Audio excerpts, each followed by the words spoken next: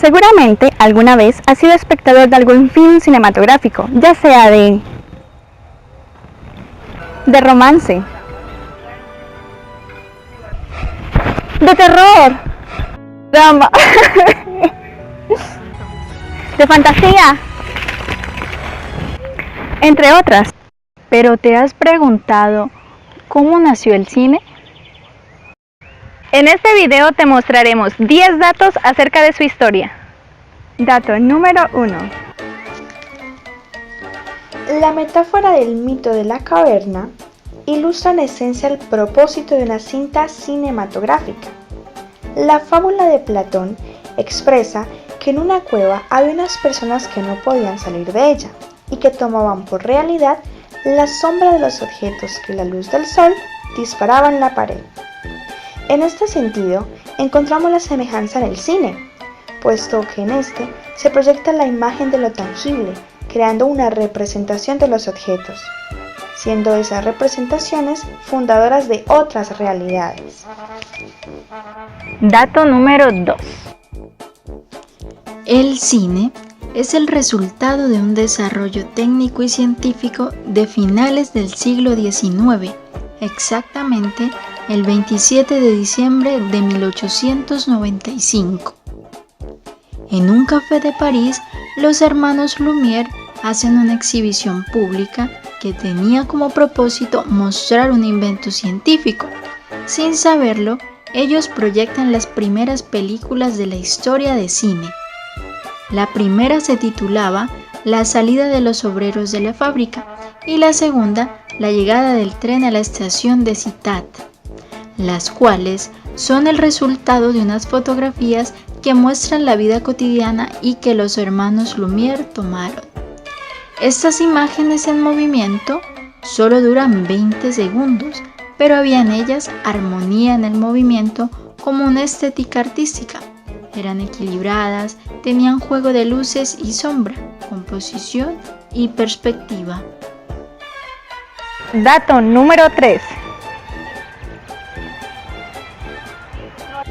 En esta misma época, en Estados Unidos, Thomas Alva Edison registraba imágenes en movimiento como un experimento de laboratorio. Edison fotografió breves episodios de espectáculos públicos de ferias, como peleas de boxeo, riñas de gallos y exhibición de fuerzas de atletas. Las imágenes capturadas por Thomas son toscas, primarias, descuidadas, ordinarias y ocasionales. Y esta diferencia entre las imágenes registradas por los franceses y las imágenes del americano se debe a que los hermanos Lumière pertenecían a una burguesía acomodada y Edison a una sociedad naciente. Dato número 4. En el café donde por primera vez los hermanos Lumière enseñaban su invento, se encontraba ante el público Georges Méliès, un reconocido cineasta francés, quien tendrá un papel importante en la historia del cine. Méliès fue quien dio origen a la noción de personaje, acuñando el término de actor en el cine. También fue él quien genera en el mundo cinematográfico lo que hoy conocemos como efectos especiales.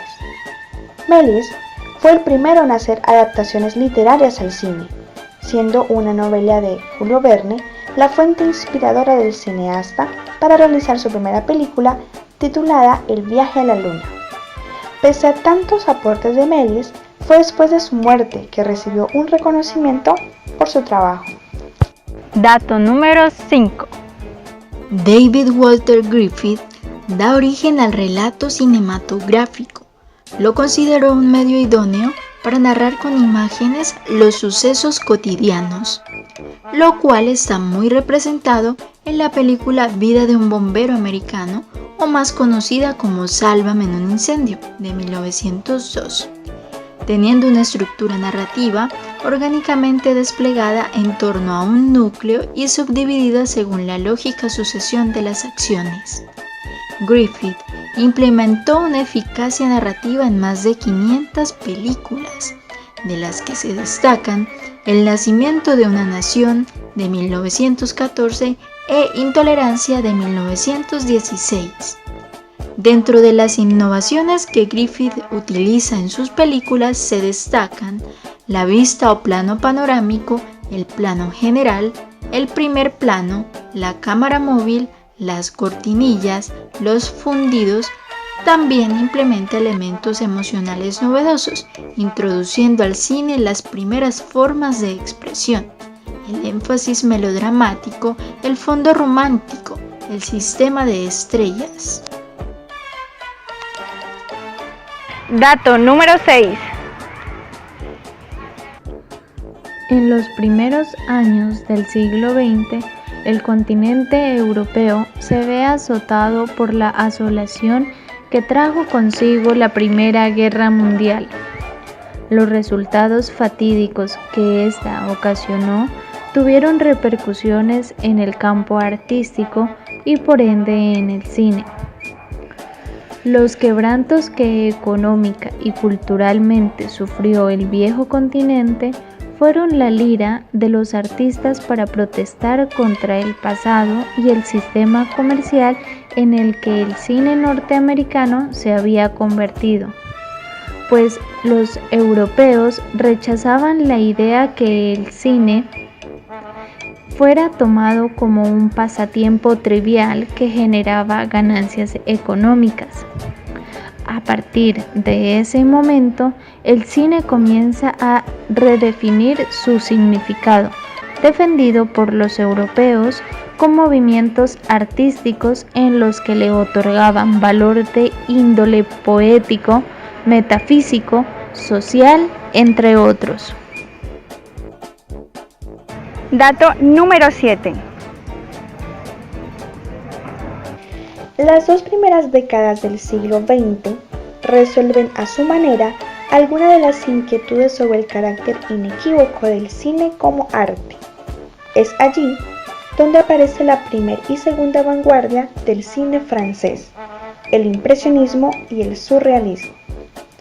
Los realizadores que se han agrupado bajo la denominación de la primera vanguardia del cine francés, el impresionismo, son los artistas de una misma generación que se identifican por reconocer que solo son los principios artísticos los que definen la esencia del cine, considerándolo un cine puro. Como ejemplo, las películas de 1920 de Louis Ledoux. Las producciones fílmicas de este movimiento tienen características como formación en música y fotografía, intriga melodramática, entre otras. La expresión cinematográfica de vanguardia de los años 20, denominada surrealismo, fue impulsada por artistas como Tristan Tzara y Max Ernst en Alemania, el cual se fundamenta en el rechazo al arte y cultura burguesa, y como propósito a una búsqueda de códigos alternativos, como la poesía pura, la liberación del amor, la liberación del hombre de mandamientos, normas, reglas. Como ejemplo, la película La Edad de Oro, de 1930, de Luis Buñuel, las cuales rompen con toda lógica narrativa y discursiva. Dato número 8. Al término de la Primera Guerra Mundial, surge en Alemania un movimiento vanguardista que pretendía cuestionar los contenidos que en el cine se proyectaban. Es por ello que el expresionismo alemán es el pionero en expresar la realidad social, pero de una manera renovada, un tanto desconfigurada, la cual se revelaría ante el estilo de un cine capitalista, siendo El gabinete del Dr. Caligari de Robert Wiene la cinta cinematográfica más representativa de dicho movimiento. Paralelamente, el cine soviético da un giro trascendental. Los cambios culturales y políticos propiciados por la guerra hicieron que se transformara el argumento del séptimo arte, convirtiéndose el cine en uno de los medios artísticos del siglo XX para explicar la nueva realidad de la Unión de Repúblicas Socialistas Soviéticas. Dziga Vertov y Sergei Eisenstein con un pequeño distanciamiento en la concepción de ideas, son los principales representantes del cine soviético del siglo XX. Dato número 9. Sergei Mikhailovich Eisenstein, el último hombre del Renacimiento, fue un cineasta que deseaba hacer una renovación en el arte, creando así un montaje soberano, inspirándose en el circo, el guiñol y la comedia del arte italiano, teniendo como propósito provocar reflejos condicionados en el espectador. Eisenstein expone 4 niveles bases: el tema o la idea, el argumento o desarrollo con ausencia de los héroes, el tono y el carácter, que provocan un impacto psicológico reconocido en lo perceptivo, afectivo y cognitivo, lo que permitirá que el espectador pueda comprender más de lo percibido. Todo lo anterior se logra, según Eisenstein, a partir del enunciado que el autor debe derivar en la construcción de su película y toda su dramaturgia. Surge luego el montaje intelectual.